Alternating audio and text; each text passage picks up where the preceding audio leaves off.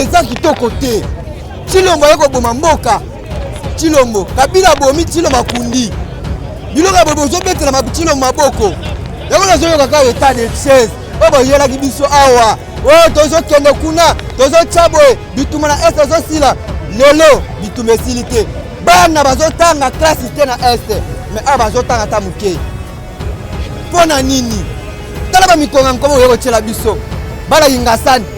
Bana chang embouteillage aussi là to tchele na mikonga nkoba tala résultat mikonga nkoba. Pour votre information bomoni lelo minéré na biso usine ya transformation na comme Rwanda c'est que biso bakolo minéré to ko kamata 20% pamba nyoso wana tika na Rwanda nous sommes compris que non Chilombo est venu pour na ko libérer pays ya mwasi na Rwanda avant misabango biso bakolo mboka to vana manzala biso to ndimi ke na nzela impression na to kosuwa longonia soki to zui longonia te deux hommes et l'embêter la révolution. Donc fou ezali chemin ezali déjà tracé trop temps pour la bobo. En état de siège maman il faut mettre quoi? Il faut mettre quoi? État de siège na boka o exaté. Musalo exaté tala degré.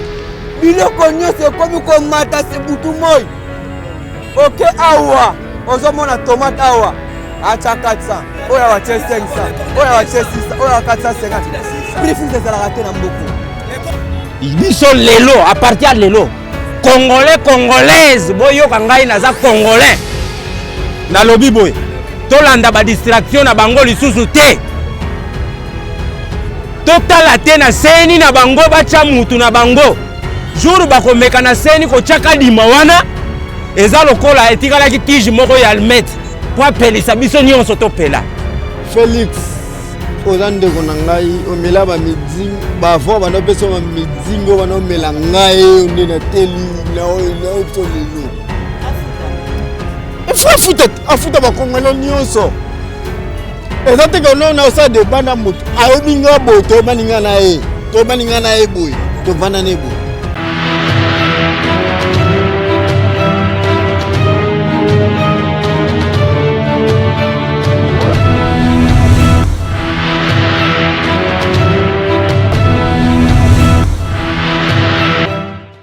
Seni mwana mboka tolobaki na bino boye seni eza laboratoire Congo eza lokola hôpital esengeli seni eza la laboratoire oyo kolakisa maladi ya mboka na tangu oyo bino boza kokamata laboratoire boza kuutiliser yango boza na posa milimo ya batu ebikate bozali na posa milimo ya batu kufa mutu oyo munganga oyo aza ko traiter mutu na mutema malamu esengeli na laboratoire acha technicien oyo asala laboratoire pote ye mutu ayebi kombo ya microbe na kombo nango microbe nyos na kombo nango yango tolobaki na bango boye lokola seni eza laboratoire ya makambo tali mapona miyamboka esengelaki na biso tocha mutu oyo aza na experience ya makambo ya seni mais na makambo oyo biso toza komona na Congo ezali oyo te biso peuple toza kolinga to komona ndeko Chilombo akonome batu na ndenge na ye to komona ndeko Chilombo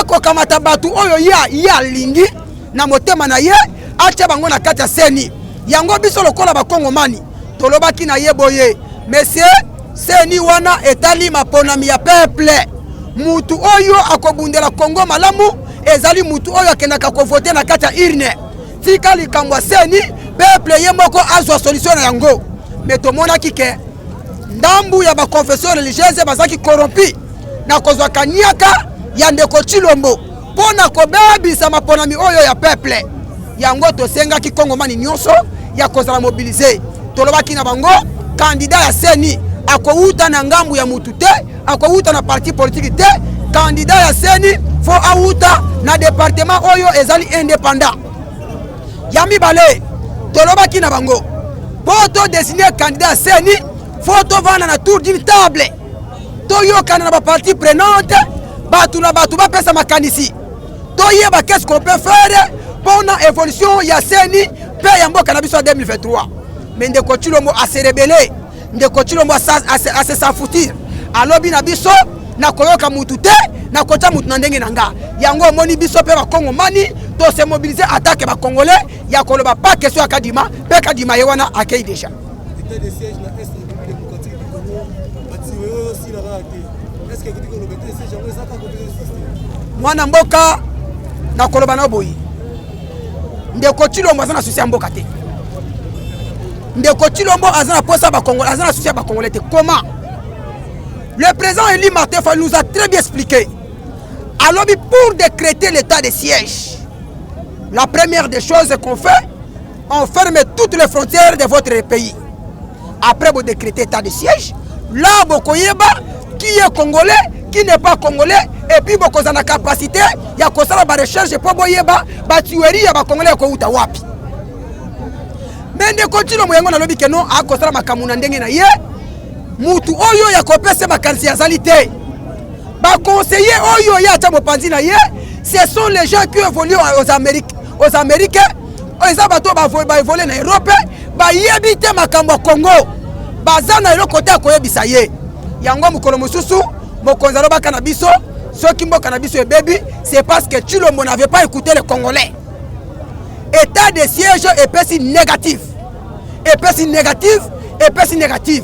Moi namboka, le 5e prolongation de l'état de siège. Mais jusque là, Batuazo Koufa. Lobby na 13h à lobby. On vient de tuer 18 personnes à Katabeni. Bisika Oyo, Ndi Mazali, Constant Ndi Mazali, en tant que militaire et gouverneur. Mais namboka wafandi, Bazako Bomabatu. Au cours de état de siège, n'anglais. To lobby état de siège, et ça qui occasion, il y a Koyiba Bomengwa peuple congolais pour que Rwanda. Pour votre information, bomoni lelo minéré na biso, hygiène ya transformation na comme Rwanda. C'est que biso bakolo minéré, toko kamata fait pour ça pamba, nous sommes na Rwanda. Nous sommes compris que non, Tshilombo est venu pour na libérer pays ya mwasi na Rwanda avant misabango, biso bakolo mboka to vana na nzala. Merci mwana mboka, merci beaucoup. Botende Konanga journaliste. Je suis le coordonnateur et la résistance à Tchangou et puis il y a place à résistance à Massina quartier 3. Wape sika motema ya combat et vandi bisika wapi ba bundeli ya mboka vraiment babota makande yao.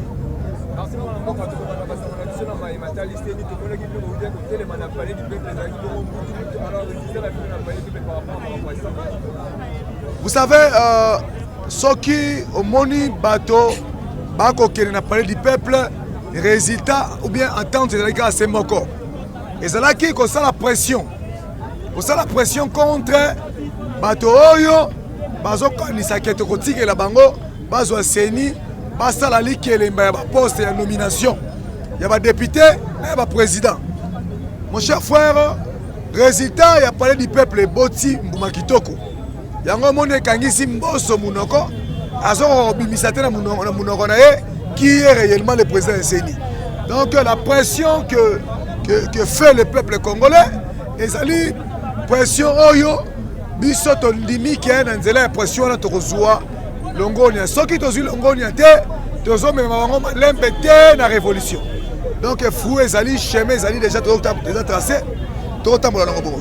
Mais aucune de compo ça c'est pour le bac entre sango na bande comme ça le combat tellement boyo ka déjà que mon rapporte la 44 ya mon point de la solution en face qui était que pour commander comment qui est Mbosso? Mbosso c'est un aventurier politique. Mbosso azamutu oyo aksali na ba gouvernement banda Mobutu Tiboy kene na mboka na bango na kwangu kene ta la mboka ya Mbosso soko ke pa Mbosso hôpital ezalité eloko ezalité Mbosso atonga eloko te azana un aventurier. Mbosso azali soki soi-disant président de l'Assemblée nationale akekota makama société civile ndenge wali bomate. C'est la folie parce que Mbosso azali wana aroti théorie à séparation du pouvoir. Mbosso fa suka na makambo ya pa ya parlement assemblée nationale makambo ya ba société civile ou bien la confession religieuse etali bango akotani. Le problème c'est quoi? Ils veulent imposer leur volonté. Ils savent bien que pour gagner l'élection, c'est ça le problème. Il fallait passer par la triche pour rencontrer la bonne élection. Et il y a déjà surtout. Et tout que ce soit catholique, que ce soit SCC, dans l'église de réveil, on a la Chine, maman biso mbongo, la tata biso mbongo, na le conseil mbongo, lié mbongo. Hier, comme ça peuple le roi bilangana, ndaku ya pasteur na maboko ya peuple.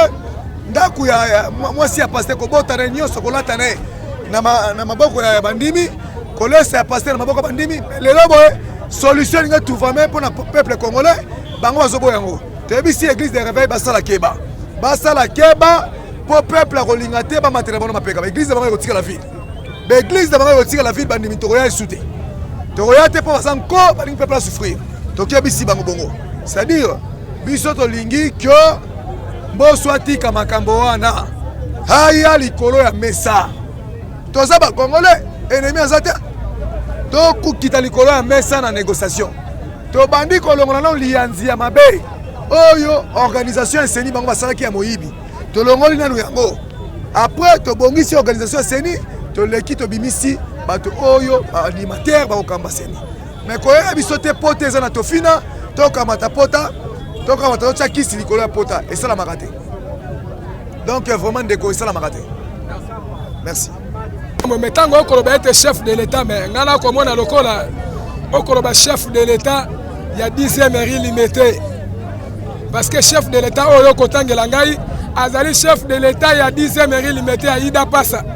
Chef de l'État, la carte qui est en Congo. Azali Moko. Comme on a le président Eli Martin Fayoulou.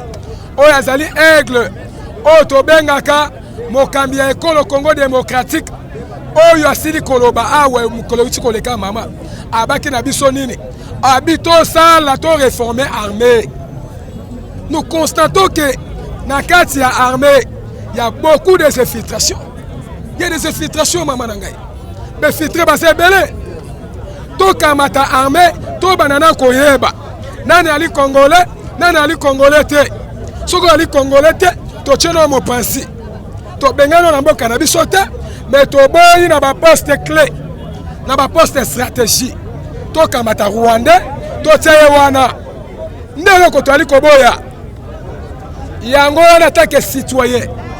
Attends que mon peuple, attends que mon soldat du peuple, dans le état de siège wana et bandeli na yango, elle a qui déjà mabé. Départ na yango a violé qui déjà constitution. Camarade Antoine Tshisekedi Chilombo. Lelo, esenge to efalier. Kino lelo mama. Est-ce que tu kolanda na masisi? Ba tu ko bomba ba FARDC. Mais si ko eta ni chango, yango ba ko ba su ba militaire na biso. Ko su kana ngo pe kwa muti on dani parce que ba chaki yango pour la sécurité population. Mais quand to vivre te ba ko bomba na mapinga la biso. Si ko eta de cette mama ba chaki yango te pour na surveiller population. La nanga pesenga lukutu na yo mama cadette.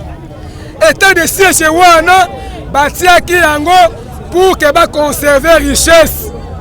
Baya bandenge ni bazo partager richesse en mboka na biso. Chilombo na Kagame. Ne batiaki état de siège. Batikala ki koti état de siège te pour ba surveiller pour peuple congolais. Non, ceux qui batiaki état de siège pour la combattre le peuple. Mais le monde peuple a koufata. On ga komona ata licence na est ngai beta te.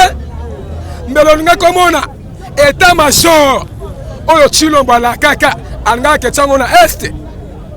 Mama eza pona kaniaka. Yango moni état de siège wana. Ekoti si nini moyibi na kati moyiba kaniaka. Général, colonel batindi akende kosisa bituma na est. Colonel général ake kosala commerce ya minéré na mboka na est. Lolo to suki wapi. Na kate wana ya makambo état de siège mama il faut mettre croix. Il faut mettre croix état de siège na mboka oyo ezate. Ce que nous voulons, c'est appliquer les plans de sortie de crise, des réformes institutionnelles, y compris les élections anticipées. Et ça dit programme national, programme projet de société. Oyo tata mokoseko la nango. Donc appliquer les 13 valeurs. Oyo kota c'était ba Congomani basa la kimia. Programme ya président Eli. Et ça qui toko. Yango ekola ksayete. Yonanga to sala malamu. Pourquoi? Premièrement, à l'obéité, doit assumer responsabilité. Il y a quoi utiliser pour garder souveraineté à peuple. Deuxièmement, il y a quoi mettre paix akokamata ka kokolo akokende kotia yango na Beni ndenge tata mokonzi alobaki ka kokolo aketi yango na Beni asui baforce militaire nyonso atia yango na est atala soki nzinzi nini oyo akokamata mwa lichopa lisasi na ye akoboma peuple congolais de ezali nini akomettre vrai état de droit na kati ya mboka oyo ezodépendre kaka na peuple. Troisièmement, ako régulariser salaire ya ba magistrat. Mama, oyebi eloko ezo mema moyibi ya kanyaka ezo bebisa état de droit na malamu te. Oyebi yango tala ba OPC basana ba souci ya ma quartier bafutaka bango. C'est l'état gouvernement congolais bi bango na peso sko sekele ba OPC basana ba souci ya commune beaucoup mestre ali beaucoup mestre a centraliser pouvoir na C a décentraliser yango atie commandant o azana souci na quartier Mayengele mwana mama leki na ye landa mama mwana mama leki oyo batie na souci a créer pe souci na ye na badara soki bakangi bato ata bomi moto akosenga mana $200 mama moto abomi moto ozo senga mana $200 pour kende wapi j'ai des preuves j'assume maman j'ai des preuves na kotangola na ba souciat sikoyo ozo ndama souciat ya Nzoko en face ya plaza bakangi papa abomi mama na ndako basenge $300 batika bata souciat landa malewa moko za na yumbu opesi ake fanda kuna aso kabolela ba soda 2000 francs. Pourquoi kabolela bango? Parce que même ces policiers là l'état congolais bi bango te, ce sont les journaliers. Lelo na mboka na biso mama baso tekela la polusu teni na ba botini bameme na simandaku armez-vous boy maman mboka eso kufa. Lorsqu'on parle d'un état de droit, il faut premièrement régulariser sur les places salariales. Il y a bateau baso kambana ba souciati nyonso. Pourtant baso katela mutu dossier na ye. Soka yibaki faut condamner na moyibi na ye. Soka c'est innocent, il faut ça innocent. Pourquoi OPC so futa malamu? Gouvernement zo simba kitoko, bana bazo tanga kitoko, état de droit et qu'on ça l'appliquer. État de droit et kotambo na lolenge ya malamu mais soki tozolanda kaka état de droit 10e mairie mama ça passe mboka oyo tokoya kotikala yango bande kwa ida pasa te kasi mboko ezali mabele ya bakoko. Il faut enterrer ces histoires là. Oui mbote monsieur le journaliste.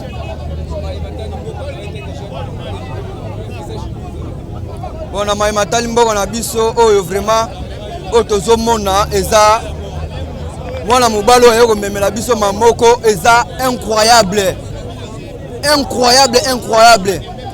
Comment possible congolais na mboka na ye azo vivre lokola na mboka mupaya plus moi kuna vana na mboka mupaya ke na Congo pona nini tala biloko utu koleka na N ba ndia ba utu kosala ba congolais aba congolais ba sala ke ba la saba ndia ke biso pe na mboka na biso bandeko na bino bazali to tika pe to boma na to silana mais policiers sont parvenus ko garder étranger ya koleka na mwana mboka o tozolo ba to loba te biloko to mona bo faut to mettre ngo fin mambo eza kitoko te Chilombo yako boma mboka Chilombo kabila bomi Chilombo makundi biloko bobo zo betela mabutino maboko yako na zoyo kaka état de siège obo yela kibiso awa o tozo kende kuna tozo chabwe bituma na est zo sila lelo bitume silité bana bazotanga classe te na est mais aba bazotanga ta muke pona nini tala ba mikonga nkomo yoko chela biso bana ingasani bana chang embouteillage kosila to chela bino mikonga nkoba tala résultat mikonga nkoba embouteillage kosila te sili kolo ya mikonga nkoba mituke telemi suka suite mikonga nkoba nezani papa mikonga nkoba yango na Pascal soki sorte de mouton ezala namona tina sorte de mouton te parce que wana eza sorte de mouton te wana eza mokonga nkoba oyo baye otiela biso wana peuple congolais abénéficie na eloko te na mokonga nkoba na bino wana bazoyola biso biloko moko ezanga ntina distraction ko bacomprendre peuple congolais ezola na kota ya distraction tokende na distraction toyebisi bino ke tokoyoka distraction na bino te turo tokoyoka biloko wana te boyeli biso mokonga nkoba esala eloko te population bénéficie te boyeli biso état de chaise tobénéficie na eloko moko te boyeli biso lisusu ya makambo soki covid-19 nga kuna naboyaka te nga nde naboyaka yango ezali oyo boyeli biso bolobi ke soki saute mouton parce que saute mouton l'état tomonaka na bango moko bakolo e saute mouton ezalaka oyo te saute mouton tokobanda yango banda aéroport ti ville mutuka oyo eza likolo ekobandaka banda likolo ti na ville are eza te wana nde saute mouton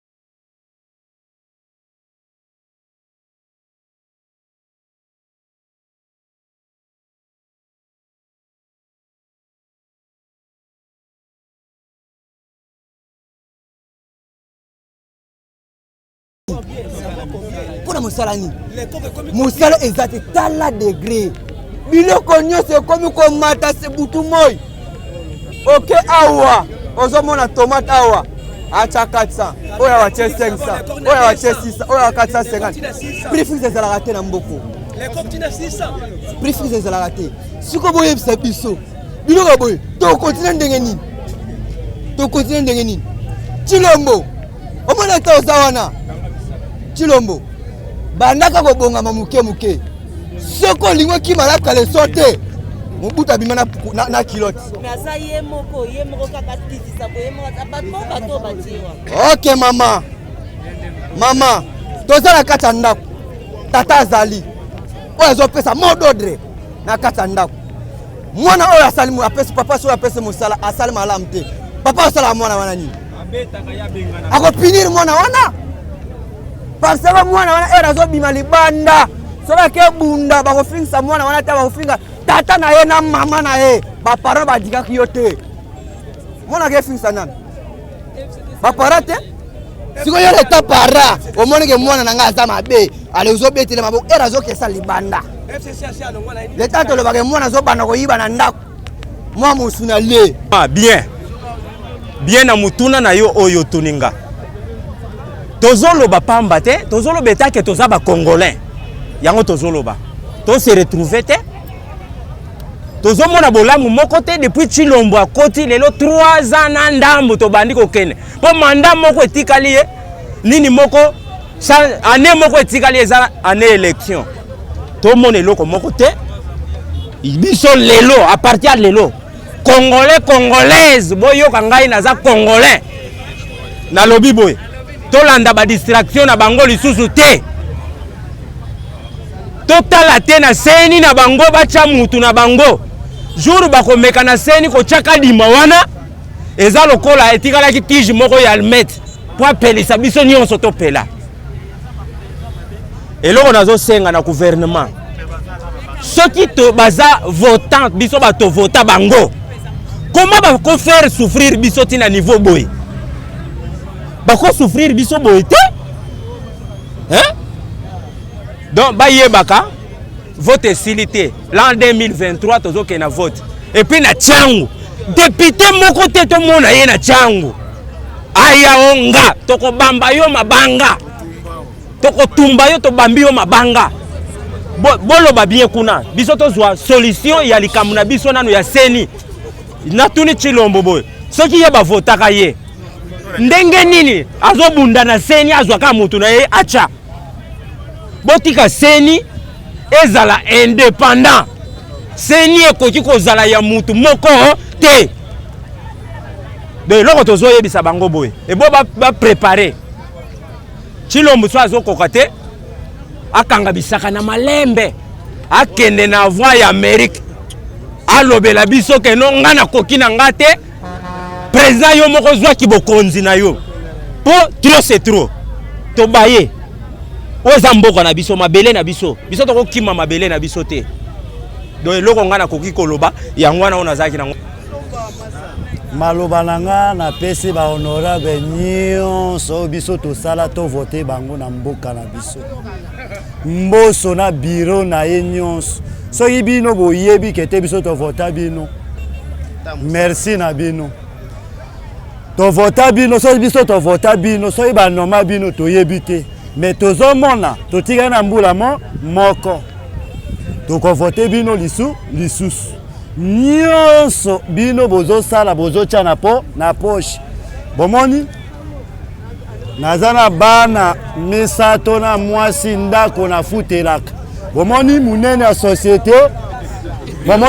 société kaka wana ndako na futaka 40,000 par mois bana naza bana mibale na kati ya humanité moya naloba mingi kutu eza te po ezaka pasi nanga soki na tamboli te bana balali nzala to vota bino toyokaka mboka na biso eza na richesse mingi bokosi biso mais tomoni suka bokomi na mbula moko tokotala bino bokoya toza na chango awa tokomona bino bovanda kuna botamba na mituka mukolo bokoya awa tokomona bino ya mibale nayebisi bapaster bapaster bino ndo boeteyaka biso kete tobongwana ndenge nini mukumba ya seni bapesi bino bapaster ngai kutu nalingaki kete bapesa ata mort bapesi bino bapaster lelo bosali biso bino bomoni yango soki balingaki bapesa biso bapesa mukumba ya seni na mort tolingaki tozwa solution bino bapaster bozwi mbongo bole oyo babengi bapaster tomoni eloko te elekaki bapesa nanu nganga nde alingaki azwela biso solution bapaster bazoteya biso kete tobongwana bango babongwani te bateyaka biso tala mbongo ya pasi omoni mulunge nazotambola mboka mobimba mpona mona ata 5000 francs mais 5000 francs yango nakobimisa 500 napesa pasteur merci ngai na mwasi na bana tozolala nzala nga nayebi ye naotuna tobane na makanza 288 epa mama Chantal tuna mosusu leki ya Félix tuna mutuna Félix oza ndeko na ngai omela bavo banopesa bamidingo banomela ngai onde na teli na ebiso lelo afuta bakongole nyonso eza teke ono osa deba na motu ayebi nga boye toyebani nga na ye boye tovanda na ye boye epa mama Chantal s'il te plaît eloko ya liboso nakoyeba na mama Félix fo ayeba ngai ayebi ngai amona nga tovanda ne boye tomela ne papa message eza boye kongo eleni okwama masa okangi kongo na ne namona bormo eza te koto ketana